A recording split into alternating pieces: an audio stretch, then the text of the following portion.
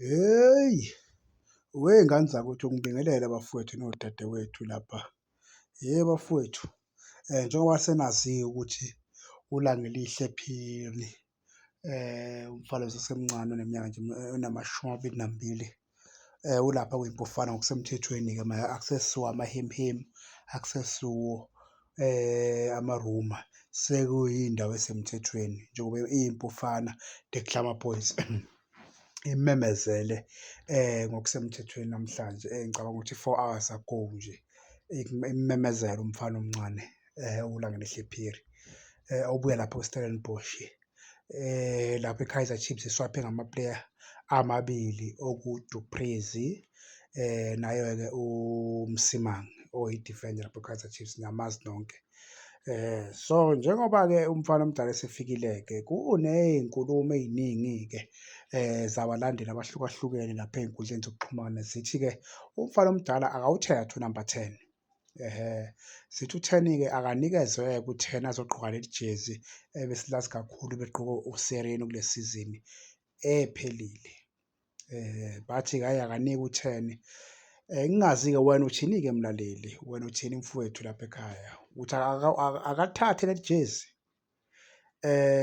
Kodwa ukube kuya ngami-ke, kube kuya ngami bengifisa ukuthi lo mfana lo bemnikeze ujezi number 7, lo ogqokwa uMduduzi Shabalala, bese uShabalala ethatha yena lo 10 lo.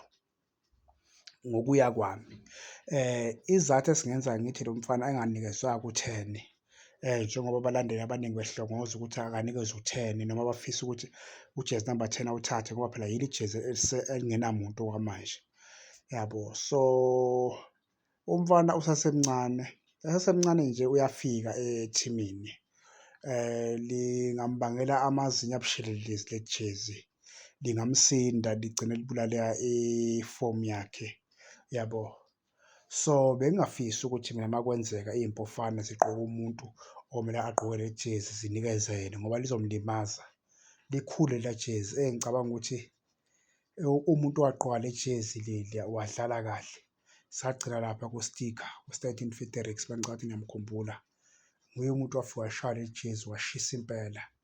Hhayi laba abanye hhayi bebe-right nje, hhayi yabo, bebe-right nje hhayi yabo. So nje uMduduzi Shabalala ngicabanga ukuthi lingafike lihlale le jezi ngoba ethimini usenaso isikhathi, yabo. Noma u-Chislett